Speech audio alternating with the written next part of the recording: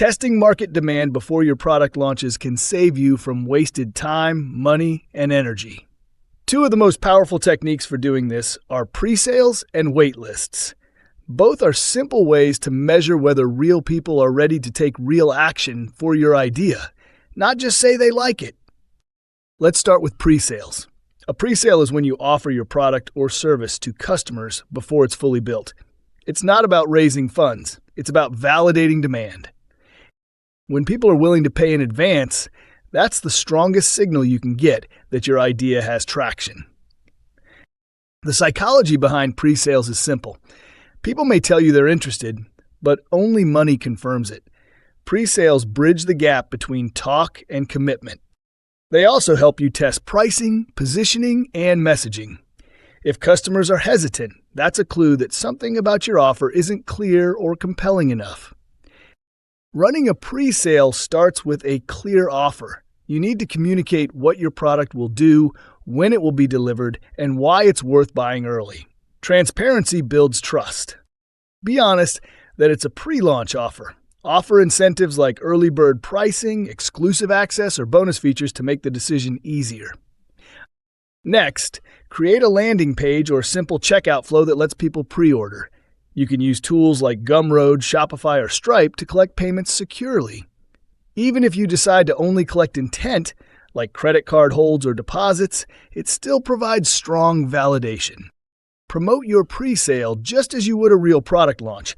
Reach out to your email list, social media audience, or relevant communities. Run small ad campaigns to test which messages convert best. Watch not only who buys, but who doesn't, and learn why. If you're building something that's not yet ready for payment, or you're in an early concept stage, a waitlist can be just as powerful.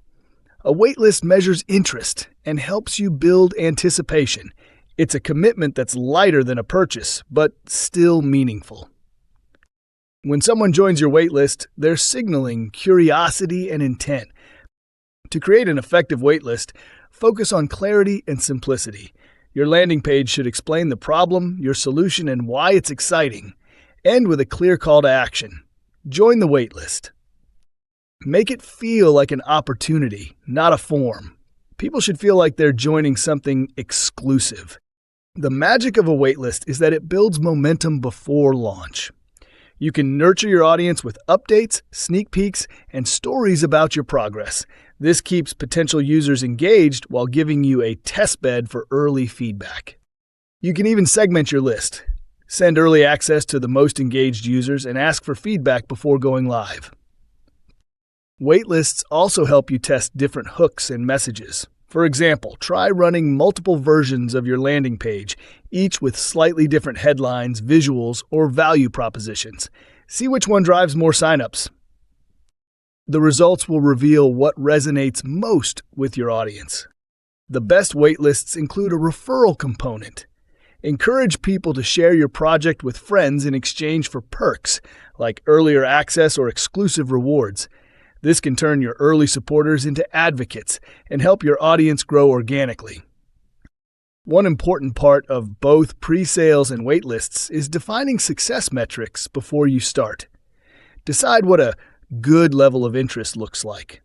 For example, if you need 200 pre-orders to justify building your product or 1,000 signups to launch your beta, those numbers become your validation checkpoints. Clear goals help you interpret your data objectively instead of emotionally. You'll also gain insight into your target market through these experiments. You'll learn who's buying, what messages resonate, what price points convert, and where your most engaged users come from.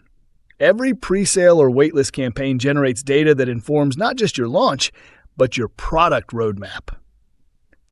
And remember, validation is not just about yes or no, it's about why. If your pre-sale flops or your waitlist is small, don't see that as failure. See it as feedback. Something about your offer, your problem framing, or your audience targeting needs adjustment.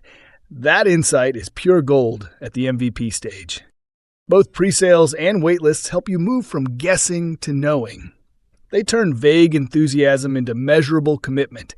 They show you who your true early adopters are.